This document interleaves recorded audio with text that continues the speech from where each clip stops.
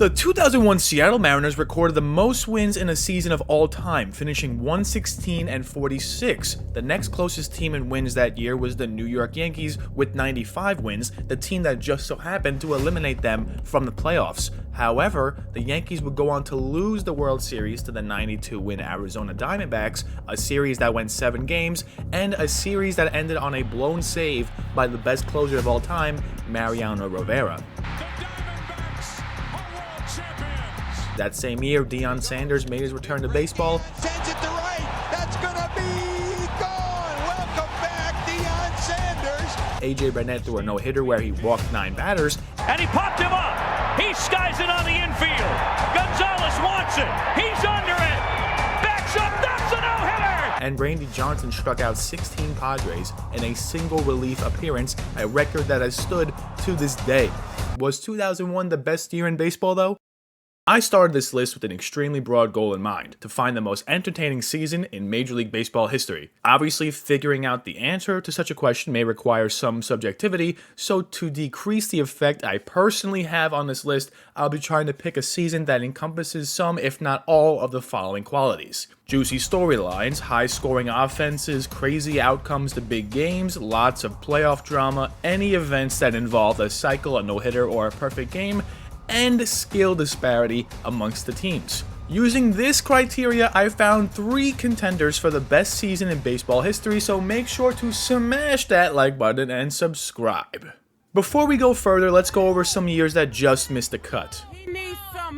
In 1941, Joe DiMaggio set the 56-game hitting streak record, the same year that Ted Williams batted .406 and recorded 37 home runs, the same year that the New York Yankees met their hometown rival, the Brooklyn Dodgers, in the World Series. In 1982, the league seemed to be at its most competitive as no team finished with more than a 3-game lead in their division, no team had more than 95 wins, the World Series went 7 games, and of course, Cal Ripken Jr. played in his rookie season. In 2000, a then record-breaking 5,693 home runs were hit, a still-standing record 24,971 runs were scored, and the Mets faced the Yankees in the World Series for the first time ever. Territory near Piazza.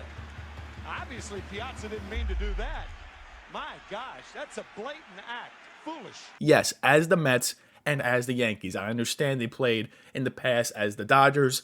Okay, in one of the best comeback stories of all time in 1978, the Yankees trailed the Red Sox by 14 games in mid-July, and they even fired their manager, all to come back and win the World Series. 2011 might hold the crown for the best postseason of all time. The Braves and the Red Sox both held 9-game leads in the wild card with 25 games left, but both blew their leads, both on the final day of play, with both the Rays and the Cardinals sneaking in. The first round of the playoffs saw 3 of the 4 series go to 5 games, and the World Series went 7 games, with David Freese leading an epic comeback for St. Louis in Game 6.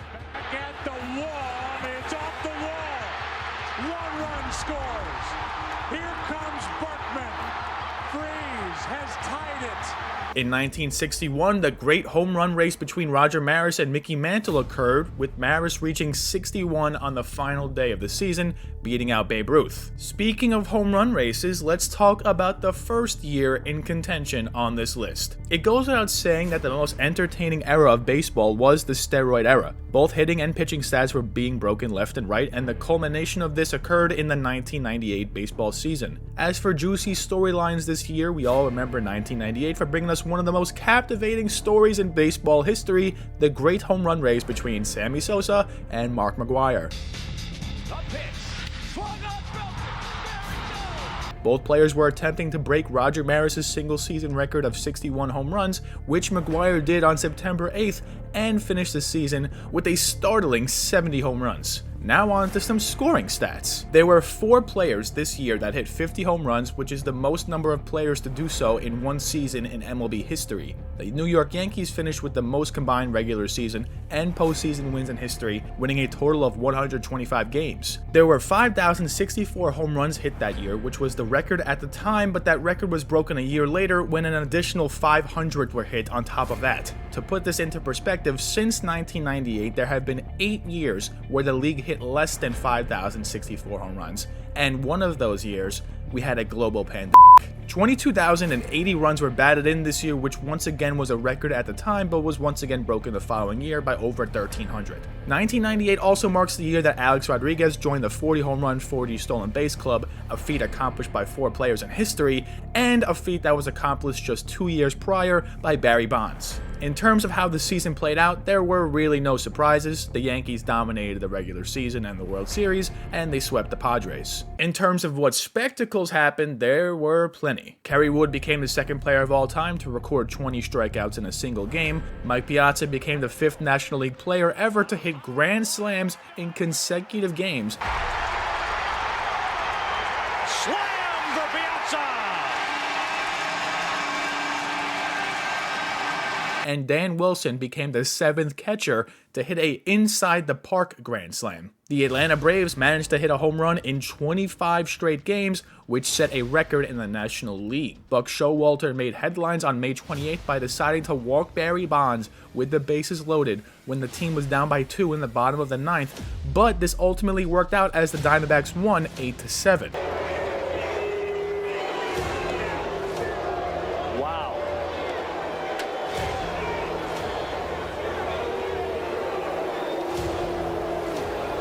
9 intentional walks, but this is the ultimate intentional walk with the bases loaded.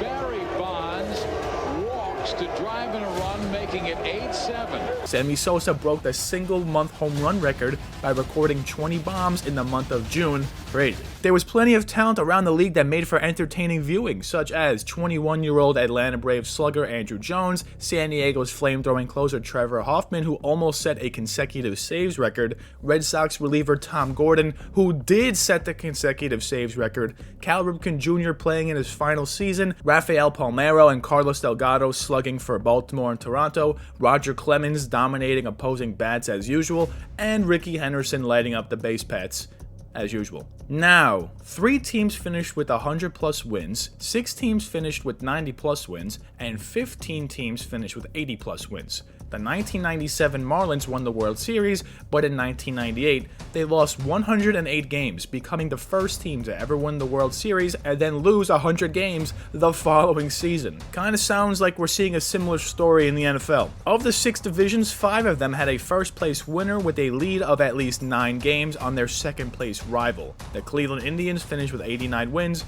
but still somehow won their division by 9 games. But is there another year that was better?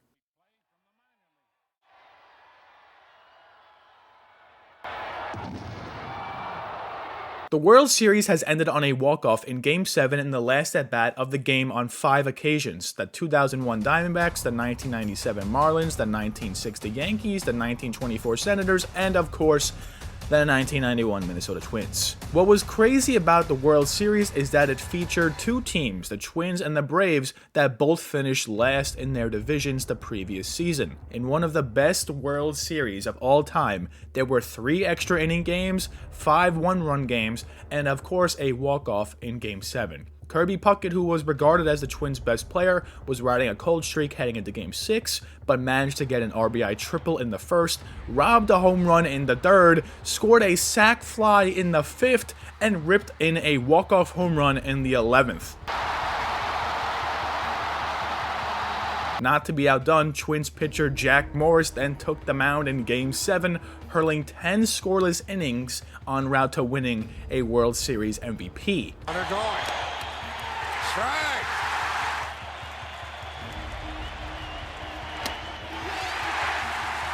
He gets his 8th strikeout. To have maintained the velocity on his fastball through 9 2/3 innings.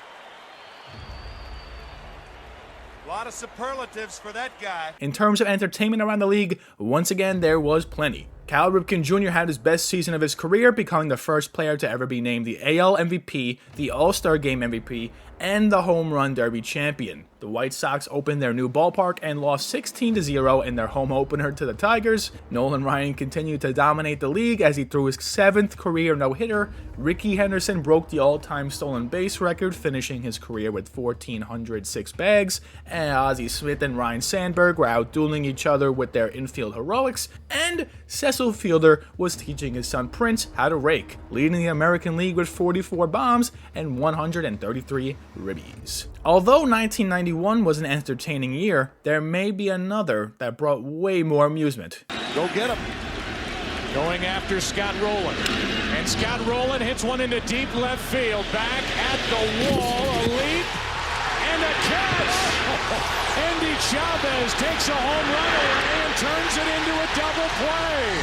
Unbelievable. Technically speaking, the 2006 MLB season is the most action-packed season of all time because it's the year in which the most RBIs were scored in a season, 22,491. However, the amount of home runs hit this year was 5,386, which doesn't even rank in the top 10 of all time. Simply looking at these two stats in conjunction, we can start to pick up on some things. There must have been a lot of extra base hits, a lot of crucial at-bats that resulted in runs, and a lot of opportunities to score said runs, all of which would result in entertaining baseball. 2006 is mainly remembered for what happened at its conclusion. The 83-win St. Louis Cardinals took home the gold, which set the record for lowest win total by a team to also win the ship. However, some may forget that the Cards were actually the favorite to come out of the National League preseason and were second favored to win the whole thing behind the Yankees, a Yankees team that lost in round 1 of the postseason to the Detroit Tigers, a Tigers team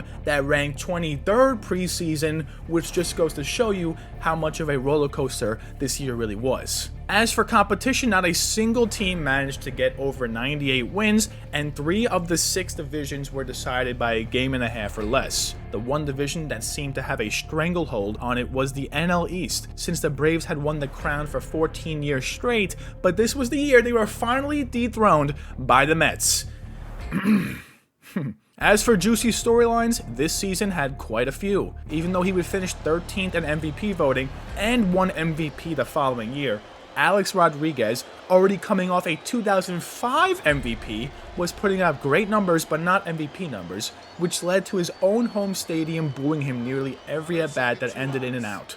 So what do you think, Kenny? 50-50, 60-40? Yeah, it sounded 50-50 to me, Yeah. but the 50 that were booing, I'd imagine if this all wasn't swirling around A-Rod over these years with the Yankees, I believe they all be cheering. Speaking of A-Rod, he was the last person to enter the 40 home run, 40 stolen base club until Alfonso Soriano repeated the feat in 2006. This season has a lot of similarities to 98, as Trevor Hoffman broke the all-time saves record and the Yankees once again finished with the best record in baseball. The World Baseball Classic had its inaugural tournament this year, and Japan won it all against Cuba. And of course, Barry Bonds eclipsed Babe Ruth on the all-time home run list, which also led to MLB finally opening an investigation into the steroid era.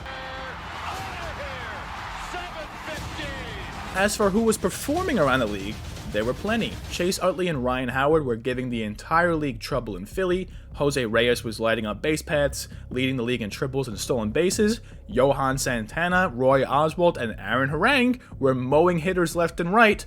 And of course, David Ortiz was, doing David Ortiz things. The record for fan attendance was broken this year as 74,926,175 people bought tickets to see games be played. And the following year, the record was broken again when an additional 5 million fans came. To put this into perspective, there were 6 million less tickets sold in 2019. That's 13 years later. And of course, we can't talk about 2006 without talking about the playoff circus that it had. The Tigers maintained a division lead until they lost the last 5 games of the season, which allowed the Twins to shimmy in. The Tigers then lost a 6th game in a row against the Yankees in the divisional round and were down 3-1 in a pivotal Game 5 before winning 4-3, winning the following 2 games to win the series, sweeping Oakland in the following round, and ultimately losing the World Series. On the other side of the bracket, the Cardinals and the Mets made quick work of their first round opponents before facing off in one of the best 7-game series of all time. Refer to this video. That's all I got to say about that. Anyways, going into the World Series, the Tigers were seen as heavy favorites, but the Cardinals made quick work of them, winning the ship in 5 games. So that's basically it, guys. That's the whole video. Make sure to let me know in the comments what you thought of this list, and if there's any years of baseball I may have missed. Thank you, you savages.